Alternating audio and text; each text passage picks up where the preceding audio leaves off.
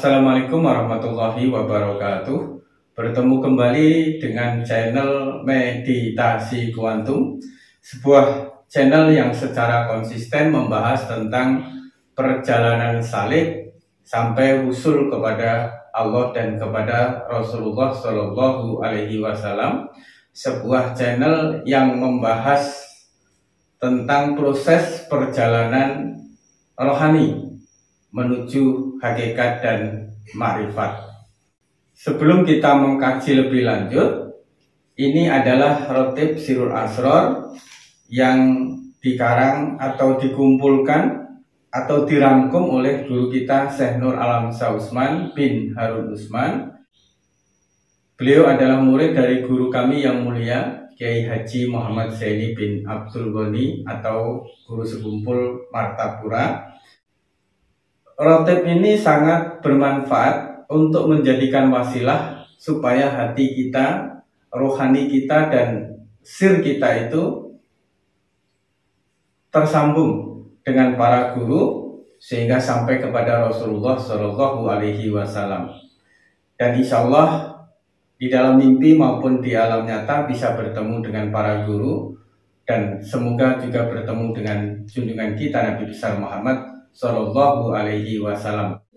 Ini yang telah terjadi dan dialami oleh para jamaah Sirul Asror yang secara istiqomah mengamalkan rotib ini. File rotib ada di deskripsi, ada di drive, tinggal di download saja. Dan ini kami ijazahkan, semoga hati kita, rohani kita tersambung kepada para guru dan hingga sampai kepada Rasulullah Shallallahu Alaihi Wasallam.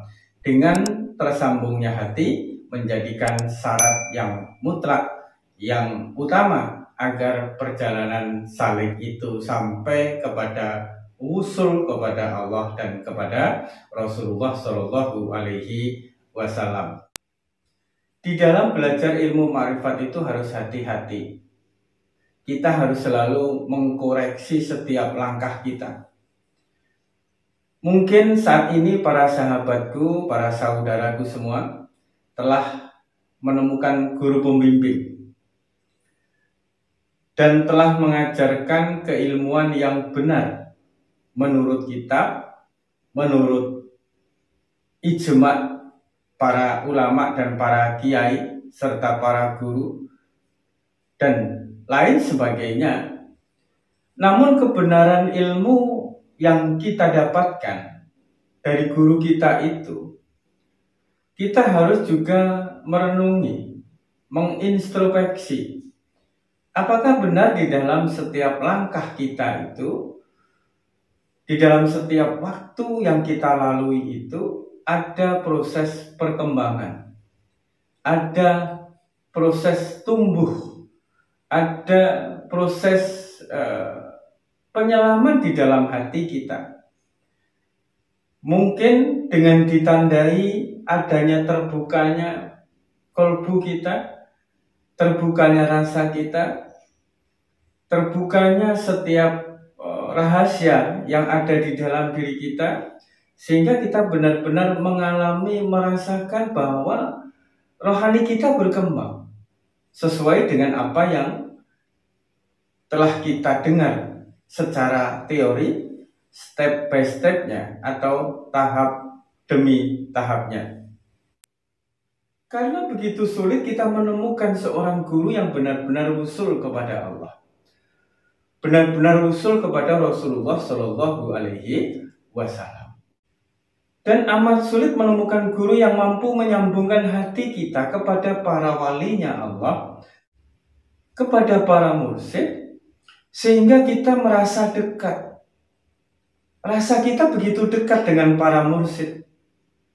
Bahkan mengalami proses di mana waktu kita melakukan zikir, ya, atau melakukan sholat, atau melakukan ibadah yang lainnya, kita merasa fana. Dan kita merasakan guru kita yang ada di dalam diri kita. Kita merasakan yang sholat bukan kita. Kita mengalami yang zikir bukan kita, tetapi guru kita. Proses-proses pengalaman-pengalaman spiritual yang seperti ini disebut fana bimursid. Belum lagi fana birosul. Bagaimana merasakan fana birosul? Fana birosul itu adalah kita memang benar-benar hilang di dalam sholat kita atau di dalam zikir kita. Kita merasakan yang berzikir atau yang sholat itu adalah junjungan kita Nabi besar Muhammad Sallallahu Alaihi Wasallam. Begitu juga dengan fana billah. Fana billah ini bukan hanya kita meyakini bahwa kita tidak bisa sholat, yang sholat hanya Allah. Tidak juga hanya sekedar memahami lalu menghayal bahwa yang sholat ini bukan saya. Yang sholat itu sesungguhnya gerak dan laku daripada Allah. Itu baru sebatas pemahaman, baru sebatas keilmuan, lalu kita mengkondisikan bahwa kita tidak ada di dalam sholat itu. Yang ada hanya Allah. Namun kita belum pernah merasakan benar-benar di saat kita melakukan sholat atau zikir itu benar-benar tidak ada. Kita merasa hilang, kita merasa fana, tapi benar-benar merasakan kondisi itu. Bukan sebuah kondisi dari kesadaran diri kita, sehingga kita mengkondisikan keadaan itu.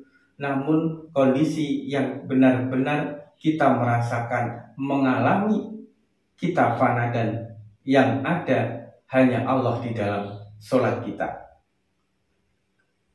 Fana bi Rasul, fana bi mursid, dan fana billah inilah salah satu tingkatan dasar atau pintu awal atau kondisi dasar yang biasanya dialami oleh seorang saleh sebagai tanda bahwa perjalanan spiritual dan perjalanan rohaninya itu benar-benar berkembang, benar-benar tumbuh, benar-benar berproses, atau benar-benar berjalan. Sahabatku meditasi kuantum dimanapun berada, bagaimana kita menemukan guru yang benar-benar wusul? Ya, ini khusus ya, khusus bagi seorang saleh. Pertama yang diajarkan tentang tata tertib, bagaimana manfaat daripada tawasul kepada guru-guru. Bagaimana menekankan dan mengutamakan sambungan serta berkah daripada para guru-guru melalui tawasul, berkirim Al-Fatihah, berkirim doa, dan merasa akrab. Dan seorang guru itu mengakrabkan para muridnya kepada para mursyid yang terdahulu dari jalur majelis atau thariqahnya. Lalu bagaimana seorang guru yang tidak mengajarkan tentang tawasul kepada murid-muridnya? Sebaiknya itu dihindari, karena itu bukan proses perjalanan seorang saleh, itu bukan adab seorang saleh, itu bukan tata krama seorang saleh untuk sampai usul kepada Allah Subhanahu wa Ta'ala. Perjalanan saleh itu harus runtut, harus disiplin. Salah satunya adalah dengan tawasul. Apabila seorang guru mengajarkan pentingnya tawasul, maka itu layak untuk diikuti. Tawasul, dengan adanya tawasul maka menandakan bahwa sanad majelis atau thariqahnya itu benar-benar bersanad secara keilmuan. Lalu selanjutnya adalah mengajarkan tentang memperbanyak sholawat. Ya, di samping ada zikir, ada sholat sunnah mungkin, ada puasa mungkin, ada kholwat mungkin, tetapi yang paling dominan dan paling diutamakan di dalam majelis itu adalah sholawat kepada Rasulullah Shallallahu Alaihi Wasallam. Apabila di dalam majelis itu mengutamakan sholawat, ya, di samping tidak meninggalkan yang lainnya atau riadoh yang lainnya, maka ikutilah. Karena bagi seorang saleh adalah keberkahan dari guru tadi melalui tawasul akan mengantarkan hatinya, ya, kepada Rasulullah Shallallahu Alaihi Wasallam, dan dengan sholawat itu maka hati seorang saleh itu akan tersambung dengan Rasulullah Shallallahu Alaihi Wasallam. Tawasul dan sholawat itu sudah mampu dijadikan tolak ukur bahwa majelis yang kita ikuti atau guru yang kita jadikan guru rohani kita itu insya Allah akan membawa diri kita usul kepada Allah, dan insya Allah akan membawa perjalanan spiritual kita atau rohani kita itu berjalan. Dan salah satu tanda bahwa spiritual kita itu berjalan atau rohani kita itu berjalan adalah dengan kita mengalami dan merasakan setiap makom dan setiap tahap di dalam ilmu ma'rifat, di dalam memahami dan menyelami bagaimana caranya kita bermakrifat kepada Allah Subhanahu wa Ta'ala. Jadi banyak majelis, banyak guru apalagi di era digital ini, tetapi kita perlu hati-hati karena kita membawa kesempurnaan perjalanan rohani kita.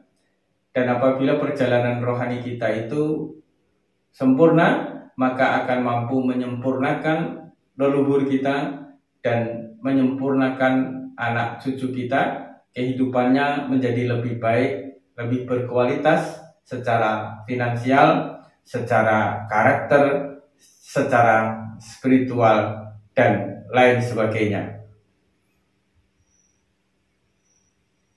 Dan pada akhirnya ini yang saya sampaikan di dalam pertemuan kali ini, semoga manfaat. Ingat, langkah kita meninggalkan jejak di bumi dan lisan kita meninggalkan jejak di hati, maka berhati-hatilah di dalam setiap langkah kita dan berhati-hatilah di dalam setiap ucapan kita supaya kita meninggalkan jejak yang baik di dalam bumi ini dan di dalam hati setiap manusia. Wassalamualaikum warahmatullahi wabarakatuh.